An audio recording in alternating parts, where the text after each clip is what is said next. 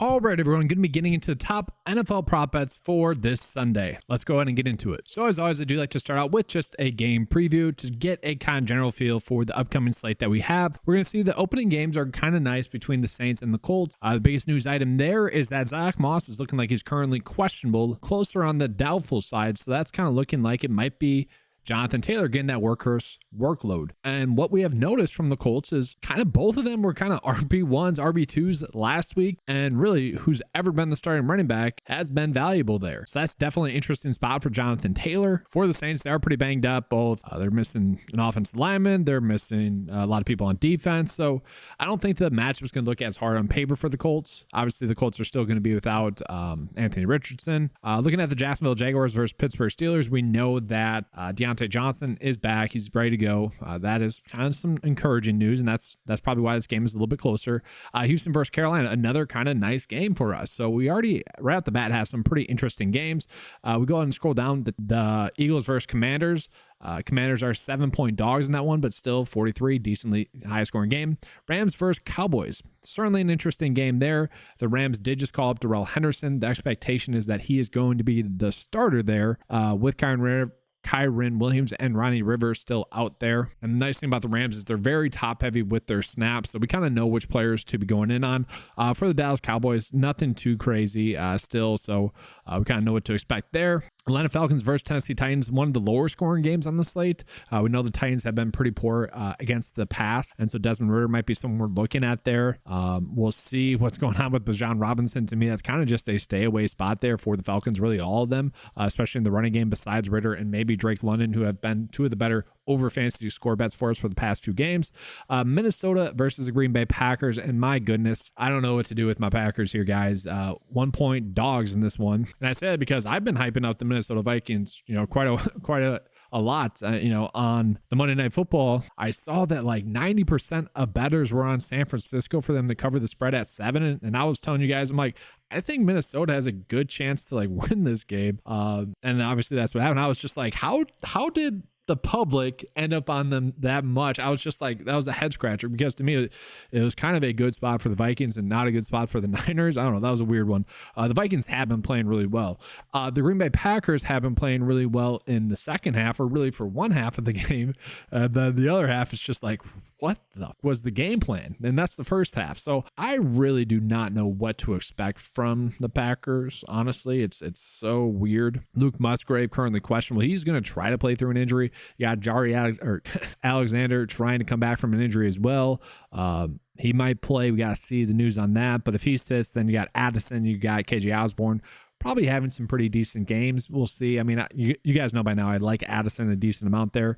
We'll see if we have any good prop bets that pop up there. And then Aaron Jones, how many snaps is he going to play? That's the biggest question there. The Cleveland Browns versus the Seattle Seahawks, another very low scoring game. The Browns defense is really great. And then on the flip side of that, we already got news that Deshaun Watson is out. It does seem like Kareem Hunt could be in for a workhorse workload. We got to know the news on Jerome Ford prior to that. But this is a team in which you do want to pass the football against the Seattle Seahawks. That's their weakness. So definitely an interesting spot there to see if we have any props that are popping up. And then moving on, this Denver versus KC game is supposed to be a cold game, but we can see, guys, like the game total isn't being shifted too much because of the cold weather, and so it's tough to know what to do there. Bengals versus Niners. It does seem like the Bengals are going to be pretty much the healthiest they have been all season right now.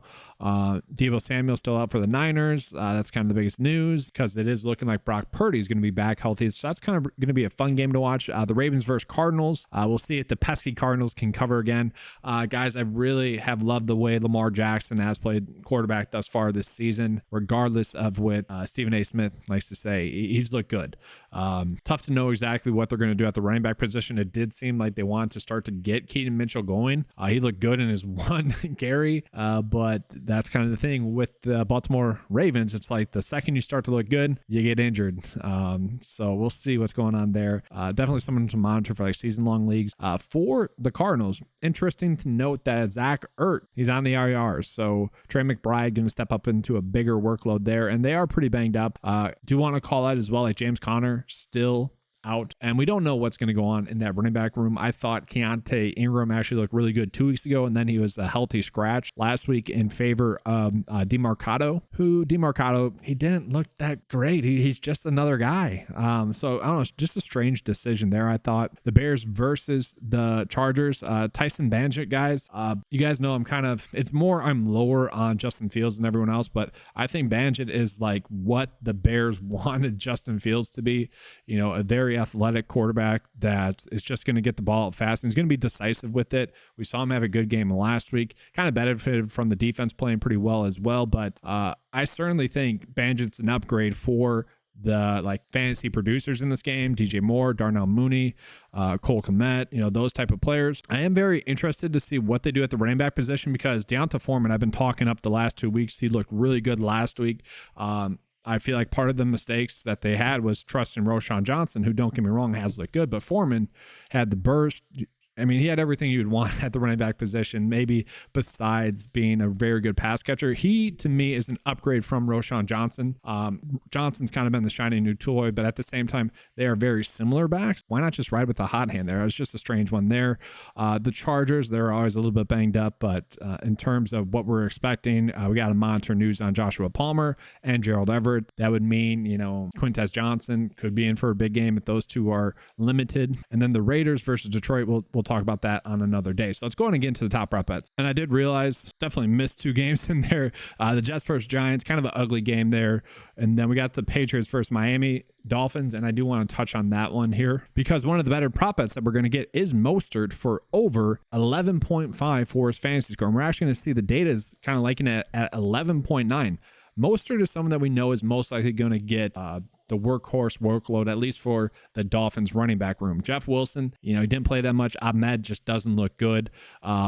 And we can see the average Vegas line would be favoring the over at 12 points. The projection data has it set at 15.1. He had a tough matchup last week against the Eagles, and he still got going in the second half. They kind of abandoned the run in the first half, and then he got going in the second half.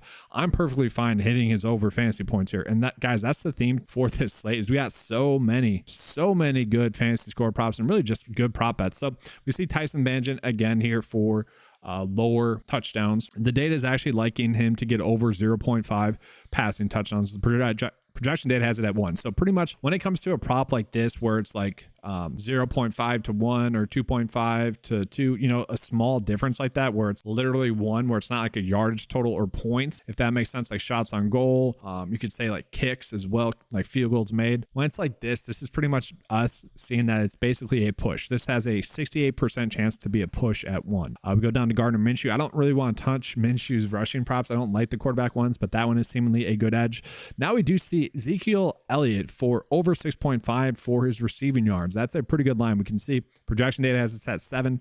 Underdog has set at 7.5. And then you also have their sportsbook line putting it at 8. And guys, Zeke has looked pretty darn good this season. I'm pretty shocked at how well he's looked. Now, a lot of the times, neither him nor Stevenson have had room to run, but Miami is kind of susceptible to giving up production to opposing running backs. And so if Zeke is still going to continue to get, around 10 or so opportunities per game, there's a decent chance that he, all he really needs is 1 reception in that receiving game. I think he has a good chance to get the over. The biggest worry obviously with Zeke is that his snaps are pretty much capped at 30% or so. Another worry would be that the Dolphins really haven't given up too much passing production to opposing running backs. So, the data, although it's a big prop line difference, maybe you don't need to force that. We are seeing Brandon Ayuk for over fantasy score. I know he burnt a lot of us last week with the Brock Purdy prop.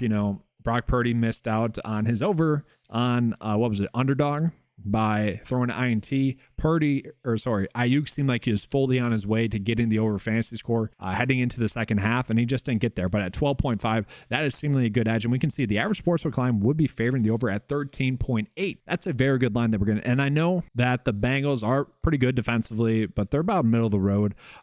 The thing with it is, against Minnesota, we did see them. It was kind of weird, just the game flow of that game. CMC kind of busted a couple of big plays, and then they just didn't have their typical long, sustained drives that you have seen from the Niners, where, you kind of establish the run with the healthy CMC and then a little quick play action over the top to Brandon Ayuk. We didn't see that too much. It really just depends on how the Bengals are playing. Did Joe Burrow get healthier? Did T. Higgins get healthier? If those are both true, then the Niners are going to have to throw the football a little bit more. Thus, Ayuk is going to be much more appealing. I would agree, though. I do like the over there. Kenny Pickett over rush yards. Again, I don't love those too much. Jamal Agnew for over receiving yards. An extremely interesting one, and that's kind of going to be the theme for the Jaguars, is that we got a lot of theirs for like over fantasy score for Calvin Ridley there. I just kind of want to pull them up in general because we can see like we have 3 really good prop bets for them. And the funny thing is like Trevor Lawrence for over like passing yards or fantasy score is not one that is popping up too much. To me, that correlates pretty heavily. And so I don't know, it's just a strange one there. Like how is Agnew going to get over his receiving yards? We can see that's a pretty good prop line difference, and Vegas is favoring the over at 18.5 there. The projection data doesn't like it, but Calvin Ridley for over 10.5, we can see that's a pretty big edge. Christian Kirk for over 11.5, we can see that's a pretty big edge there as well. So it is kind of interesting that those 2 are being favored for the over, but all the other Trevor Lawrence props are not. So I don't know. I feel like this is kind of a situation where we just go in on literally those 3 pass catchers, and then because of that we can actually stack with Trevor Lawrence. I know the data isn't saying to do that with Trevor Lawrence, but I feel like that's an exception to the rule of these props. I feel fine with that. Obviously, I would like it much better if the Vegas data, if the projection data also agreed with the over there, but it is what it is. In this game, occasionally we have to take a small risk, and to me, that's a small risk. So I do like that as a stacking opportunity. Another kind of interesting one here is Sam Howell for over passing touchdowns. We can see the average Vegas line has it set at 1.5, but they are favoring the under, so that's pretty much a push. Then you got Logan Thomas for under fantasy score, Desmond Ridder, same thing.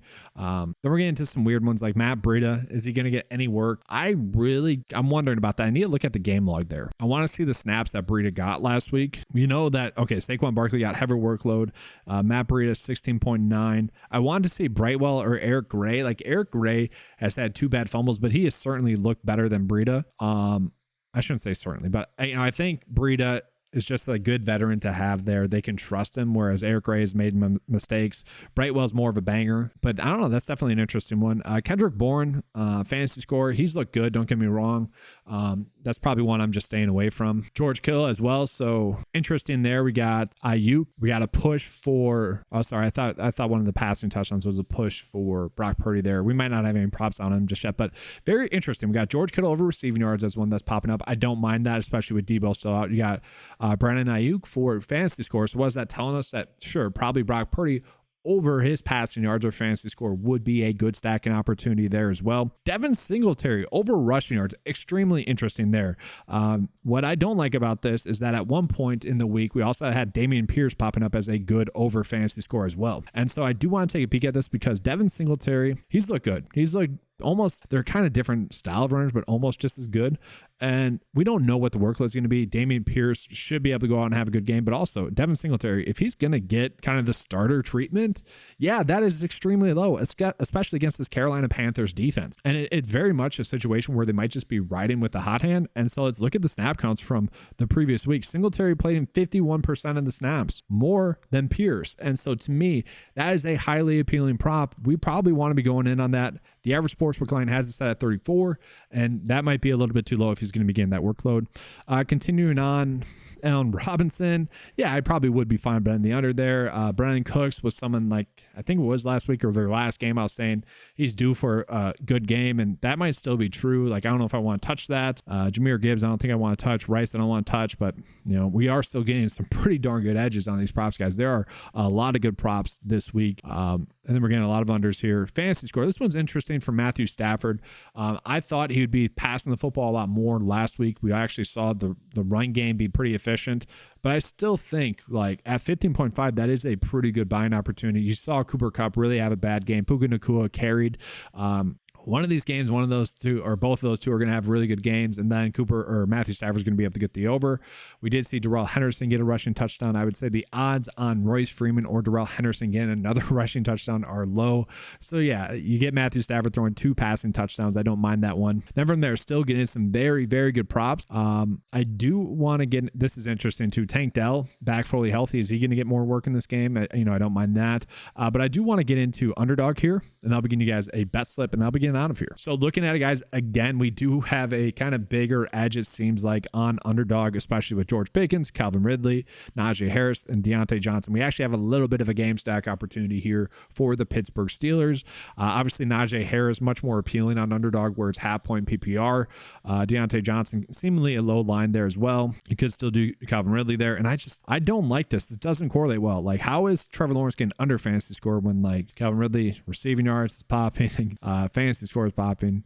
That's a weird one to me. But as you'll see, like on underdog, we have a lot less great props, like plethora of great props. Like, these are all pretty solid, don't get me wrong, but compared to prize picks, where sure, like underdog, we have a few clear-cut ones that we want to be going in on. But on underdog, it's much more, or on PrizePicks, it's much more spread out. So let's go ahead and get into the bet of the day for Prize. And so looking at the best bets that we have available here, we got Devin Singletary for over 30.5 rush yards. Not only is that line lower than what the average sportsbook likes by like 5 yards, but he could actually be the workhorse, not the workhorse, the lead running back in this game like he was last week. Could just be a hot hand approach, but Singletary has looked good. I think Pierce has looked good as well, though. Don't get me wrong. Either way, it's a good matchup against Carolina. Mostert, I think, has a little bit of a better matchup going against New England in this game. You know, the chances are he's going to score a touchdown. I know he's on a historic pace, and that was something that, you know, couldn't continue. And maybe that's the case again, but Mostert has looked good thus far this season, even looked good against the Eagles more in the second half. I used one of the better over fantasy score. You know, last week he was on pace to get there in the first half, tailed off in the second half. There's just a few big plays in that game, especially for the Niners offense, rather than having their typical long sustained drives. Calvin Ridley, definitely risk reward there. I will say I do like the idea of stacking Calvin Ridley, Christian Kirk, potentially Jamal Agnew over 16.5 receiving yards, because the average Vegas line is set at 18, and then do Trevor Lawrence over pass yards or fantasy score. You could do the same for the Niners as well, where we saw George Kittle being a pretty good prop line for over 43.5 receiving yards. That is one that I expect to get bumped, though, so didn't want to use that one. And then you guys know I hate doing less than bet, but Matt Breida, less than 13.5 rush yards. The average sportsbook line has it set at 11.5, so a pretty good edge there. We know that Saquon Barkley is going to get a lot of work in this game. The Jets are a pretty good rush defense as well. Now, Matt Breida could easily get a third down draw, 3rd and 20 or something stupid, and get 14 yards on it. Like, that's the worry. And then Logan Thomas going against the Eagles. I don't know if I exactly like that one, but he has been someone that hasn't been as involved in the offense, so the data was liking that one. But the ones I feel pretty good, the best about, are these first two. I don't know if you just want to use those two, go for it. But that's going to be all for this NFL props video. Make sure to give a like and subscribe. Hit that notification bell so you don't miss out on any great EV bets at the start of the video. I know I didn't do that this time, but typically I try to do that. Comment your guys' favorite play. Let's have a good slate. If you guys want access to that PrizePicks and Underdog cheat sheet, click the link in the description below. 9to5sports.com. You guys can get access to it for just $10 a month. Thanks for watching. Let's have a good slate. And as always, let's keep cashing.